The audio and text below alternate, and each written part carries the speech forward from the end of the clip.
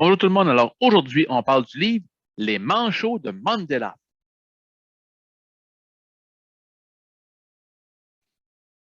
Donc, comme mentionné, on parle de ce très beau livre, Les Manchots de Mandela et autres récits océaniques, écrit par David Grémillet. Qui est David Grémillet? C'est un océanographe français qui dirige le Centre d'études biologiques situé à Chissé et qui est relié au CNRS, qui est le Centre national de recherche scientifique en France, et à l'Université de La Rochelle. Donc, Monsieur Grimillet est un océanographe, on le dit, qui s'intéresse aux oiseaux marins. Dans le cadre de ce magnifique volume, il va nous parler de 7 oiseaux marins. Bon, parmi ceux-ci, là, on parle des manchots de l'Antarctique, les mergules du Groenland, les sternes fuligineuses des lacs d'Yves en Inde, les puffins de l'archipel marseillais ou encore les fous de bassin basés en Bretagne. Donc, c'est un volume, et l'auteur nous amène vraiment dans ses études. Il a parcouru le monde entier pour pouvoir observer les oiseaux et voir les impacts, entre autres, des changements environnementaux sur ceux-ci ou de la surpêche, par exemple.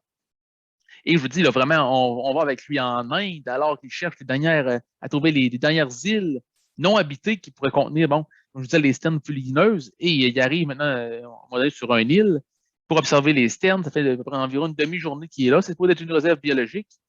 Et il voit débarquer une quarantaine d'hommes qui viennent récolter les œufs, puisque ce sont des œufs qui sont supposément très bons à manger.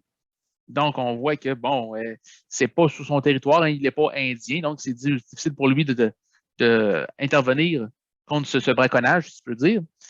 Puis, bon, aussi, bon, on le voit une autre fois dans l'Antarctique. Antarctique, là, ce qu'on voit, il va voir vraiment l'impact des changements climatiques, puisque la banquise est en train de fondre et il veut observer les manchots. Est-ce que ça a un impact vraiment sur les manchots?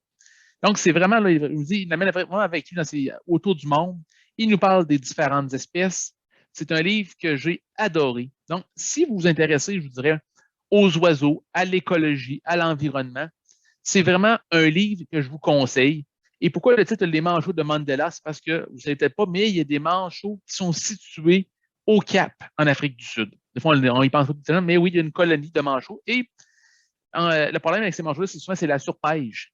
Et vous savez, c'est un petit peu dur d'intervenir puisque, bon, la pêche dans cette zone-là en Afrique du Sud, c'est une des principales industries et vous savez, les gens ne vivent pas très riches. Donc, on va-tu dire aux gens arrêtez de pêcher pour sauver les manchots du Cap? Vous voyez qu'il y a des fois, en voulant sauver des animaux, ça amène d'autres interrogations.